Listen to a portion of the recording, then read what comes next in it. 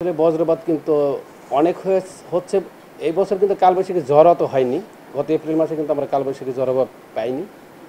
মে মাসে এসে আমরা ৫ তারিখ থেকে মোটামুটি আমরা কালবৈশাখী যে ঝড় পেয়েছি, সেই ঝড়ের সাথে কিন্তু বজ্রপাত বৃদ্ধি পেয়েছে।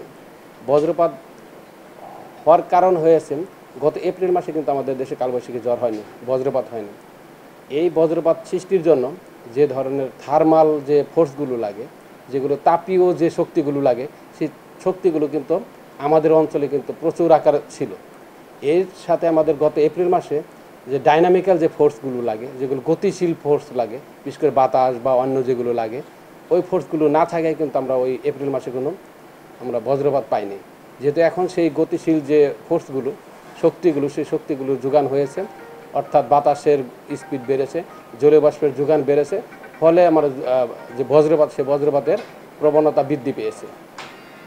আর এই বজ্রপাত থেকে আমাদের আসলে রক্ষা পেতে হলে আমাদের এই বজ্রঝড় কিন্তু দীর্ঘস্থায়ী হয় না, আধা ঘন্টা থেকে 1.5 ঘন্টা হয়ে থাকে।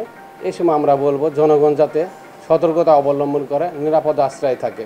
এই সময় এই আধা ঘন্টা থেকে 1.5 ঘন্টা, অর্থাৎ এই আকাশে যতক্ষণ পর্যন্ত বজ্রঝড়ের আনাগোনা থাকবে, ততক্ষণ পর্যন্ত আমরা বলবো তাদেরকে নিরাপদ আশ্রয়ে থাকতে। ওয়ালটন ফ্রিজ কিনে অনেকের মতো আপনিও হয়ে যেতে পারেন মিলেনিয়াল সেরা পণ্যের সেরা অফার। কারণ এই বজ্রঝড়ে কিন্তু আমাদের বাংলাদেশে অনেক প্রাণহানি ঘটে থাকে। সেই জন্য এই স্বল্প সময়ের জন্য হলেও নিরাপদ আশ্রয় যাতে থাকে, সেই জন্য আমরা সবাইকে নিরাপদ আশ্রয় থাকার জন্য অনুরোধ করছি।